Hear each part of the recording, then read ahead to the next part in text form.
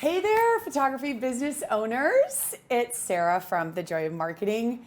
And I know that many photographers struggle with finding their unique style and targeting the right clients. It can be super overwhelming to navigate the world of photography business, especially if this is your first time owning your own business. I totally get it. But by specializing in a specific niche, or niche, you can make fun of me, however you say it, you can stand out from the hordes of competitors with cameras who are offering digital files for cheap and instead attract clients who value your unique skills and perspective.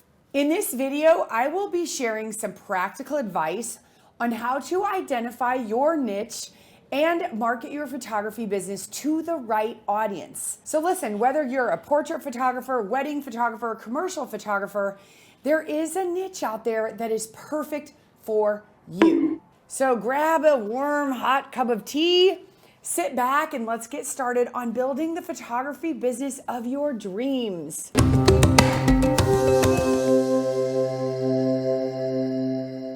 And remember, building a successful photography business while still being present for your family is not only possible, but it's also what this entire channel is about. So if you're ready to make your dreams a reality, snap the subscribe button and turn on those bell notifications so you don't miss a thing. When you're identifying your niche and you're figuring out what am I passionate about and where should I specialize, if no one were paying you and you could do any session today of anything, anybody, whatever it is, what would that be? What do you enjoy the most? And really that will help you figure out what clients you most want to attract. I also want you to look at the subjects in that particular niche that's going to make you the kind of income you want to make. And here's the thing, a lot of people think to expand their business, they do it by offering more things and trying to say, oh, I do everything. And in reality, if you want to expand, and you might want to write this one down, you do it by contracting and focusing on fewer things better. I have students who are successfully replacing their income from full-time jobs by focusing on some really almost micro niches like equine, certain pets like just cats or just dogs, maternity, divorced women for boudoir sessions. It can be whatever you want it to be. And don't think it's too small of a niche. If it's a people or their pets, they will want artwork of it. And listen, here's the thing. When you focus on a specific niche, you can completely differentiate yourself from the competition and you're seen as a specialist. Think about it. We pay more for specialists than we do generalists. If you tear your MCL or your ACL, which is a knee muscle, or maybe is it a tendon? I don't know, but it's bad. You don't go to a general practitioner. You don't go to a prompt care. You go to an orthopedic specialist. And you know it's going to cost more, but you know that they specialize in what you do. When you do that, you attract clients who value your unique skills and your unique perspective. Now, once you've identified your niche, it's important to understand your ideal client within that niche. I like to ask these 3 questions per niche that I learned from Donald Miller's book, Building a Story Brand. And you might want to grab a pen and write these down. First, what does your ideal client want? Do they want to celebrate their family on the wall? They want to feel like a good parent. They want to show that they love their children. Dig in and figure out what it is they want. Number 2, what is opposing them from getting what they want? Maybe they're overwhelmed. Maybe it's time. Maybe it's a spouse, or maybe it's money. I don't know what it is, but figure that out. And then number 3, what will their life look like if she does or doesn't get what she wants, which of course is what you offer? And look, these are going to take some time. These aren't questions that you just answer like this. I would sit down and write it out and think about it. Talk to some clients, maybe talk to friends who you know, and really dig into that motivation, because by answering these questions, that's what's going to allow you to tailor your marketing message to appeal directly to them. Keep in mind that your ideal client may evolve over time. So it's essential to stay open to new opportunities and adjust your niche accordingly. Sometimes you might have more than one niche, and that is okay. The key is within each niche, you've got to communicate that you're a specialist to each of them, so you don't market to everybody the same way. Now, mastering your craft and showcasing your style. As a photographer, it's super important to master your craft and continually improve your camera skills. This means investing in education and time to learn things, practicing, and staying up to date with the latest trends and techniques. But in addition to technical skills, developing that consistent style is also essential to stand out in the crowded market. Your style really should reflect your personality, your niche, and your ideal client's preferences. Hopefully you're taking notes here and getting some really good stuff. And once you've honed your skills and developed your style, it's crucial to showcase your work effectively. This includes having a well-designed website for each niche. If you specialize in 3 niches, usually you need 3 websites. Now, there could be some nuances within that, but you want to show people that you specialize, especially if it's boudoir or high school seniors. You're also going to want to decide how you handle social media, because if you are focusing on, say, high school seniors, they don't want to come to your website and see all the baby portraits. So how will you communicate on social media to all of the different niches, making them feel like you specialize in them, but also being able to take on different types of clients? Those are the nuances that separate the inexperienced photographers from the ones who can charge more. That's what separates people who are able to charge more from people who aren't. By consistently showcasing your style and your expertise, you can attract the right clients and build a reputation as a top photographer in your niche. And you might be saying, but Sarah, my community is different, or I'm different, or whatever. It doesn't matter, truly. I've worked with students in every size city with every skill level and every bit of overwhelm in their life. And I can promise you that there's someone who's succeeding that has less money, fewer skills, fewer opportunities, a more economically depressed market, because it's mindset. Write that down. It's in your mindset. And I love how Henry Ford said, if you believe you can or believe you can't, you're right. Because once you do that, then it's time to develop a marketing strategy. And what I see so many photographers doing wrong is they just decide, oh, I'm going to have a photography business. I'm going to go offer mini sessions on social media. And then they don't get anybody, so they lower their price and they offer more, and it becomes this downward spiral. So to keep attracting right fit clients into your photography business, you must have a solid marketing strategy in place. This includes developing a strong, consistent brand, finding your target audience, and creating a marketing plan that reaches them effectively and encourages them to refer their friends and family to you as well. And look, social media is a powerful, powerful tool for photographers, really for all business owners, but it's essential to choose the right platforms for each niche and for each ideal client. You also have the ability to connect with your Dream 100. Those are business partners that you want to work with, people who share your target audience. You've got to have a long-term strategy to build relationships with them.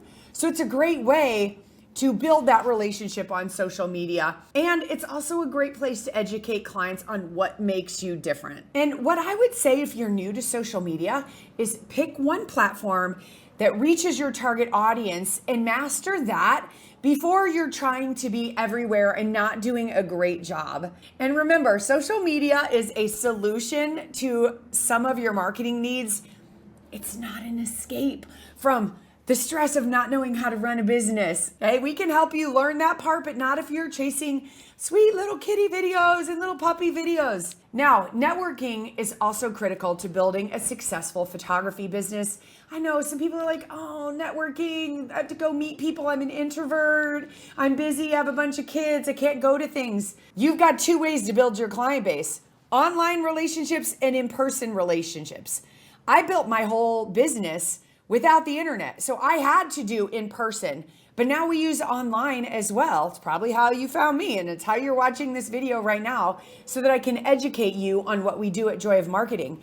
In my photography business, I don't have to have a big budget because I can go out in my community and get clients just like that. And so can you. So those business events are other business people who are showing up saying, I want to build relationships with other business owners. They're not mean and scary. They're super duper friendly. So don't be intimidated by them. You might consider joining your local chamber of commerce or other local small business groups like Women in Management, BNI, which is Business Networking International. Google, ask around. If you hate talking to people or in front of people, join your local Toastmasters.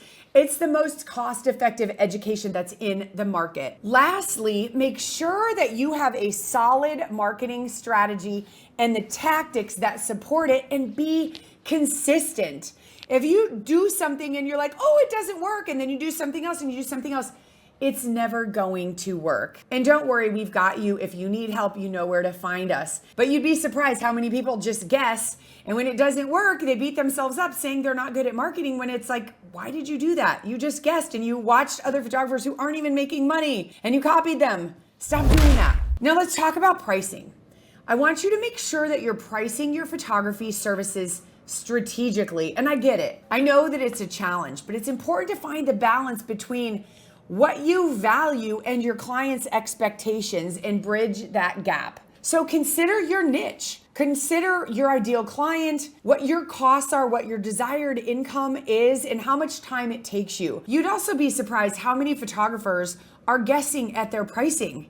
You don't have to guess. You don't have to stay up all night, waking up in a cold sweat going, oh, did I price that too high? Did I price it too low? There are rules. It's been figured out. And just know that there's a mentor for you. We help boutique portrait photographers, but figure out what kind of photography you want to do and find the person who's showing you and able to show you how to do it. Listen, you can lower your prices to try to compete with everybody, and you're never going to win that price race because somebody has a digital camera and they can do it for free. So my preference is figure out what you need to charge, which again, lots of formulas that we have for doing that.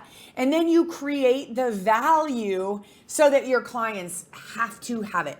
It's an irresistible offer that they can't live without. And then a lot of photographers go wrong here too, is being transparent about your pricing from the very first phone call. That first phone call, we systematized it into 7 steps. I call it the 7 B's, where I teach my students all the 7 things that have to happen. Number 5 is believing in your price. But there are 4 things that have to happen before we talk about price, but it should be right up front. There's no trickery. There's no being ashamed or hiding it. When you build a crushing business that thrills your niche, people are going to want to come and pay you and love you and refer you. When you do this, when you nail the pricing, everything else will unfold. Usually it's that bottleneck in the business. When you unclog that, the clients can flow, and that can help you attract the right clients and build a sustainable, repeatable business over time. I've been doing this for 25 years because I figured out every single system, and it works over and over and over again. And I don't have to feel like I'm tricking anybody or feeling bad. It's just like a high-end restaurant serving more expensive food than people can buy at the grocery store.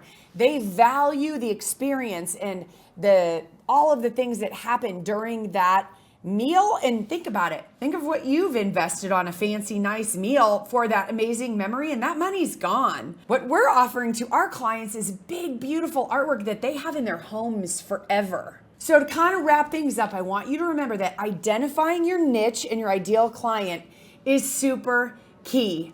Then you build your brand around that. You get your prices set at a profitable level, and then you develop your marketing plan. If you're doing marketing before you know all of those other answers, you're going about it in the wrong order. Then you can build a network of other business professionals, and you can showcase your style and your expertise all over the place, but you've got to build a foundation first. We know the stronger the foundation, the taller the building can be built. So if you're just leaving your foundation in sand, you can have a very wobbly business. Hey, by following these tips, truly, you can attract the right clients and build a strong reputation as a top photographer in your niche.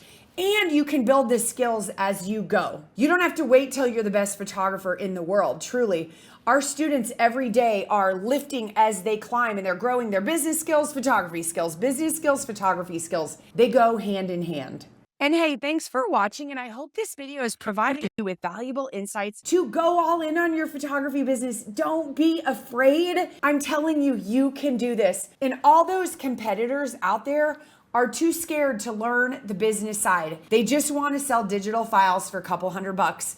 And if you grow that kind of business, you're going to be working all the time, and there is no family first. There's really just one way to grow a photography business that makes you money by being priced profitably and marketing properly with a specific niche and being able to put your family first. Okay, so you can do it. Just know we are here for you. Now, if you found these tips helpful, be sure to join my Facebook group where you will find even more resources and support to help you build the business of your dreams. Listen, thanks for watching and subscribing to this channel.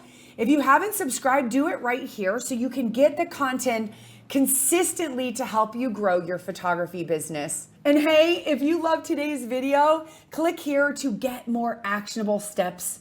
My friend, thanks for watching, and I'll see you in the next video. Let's go.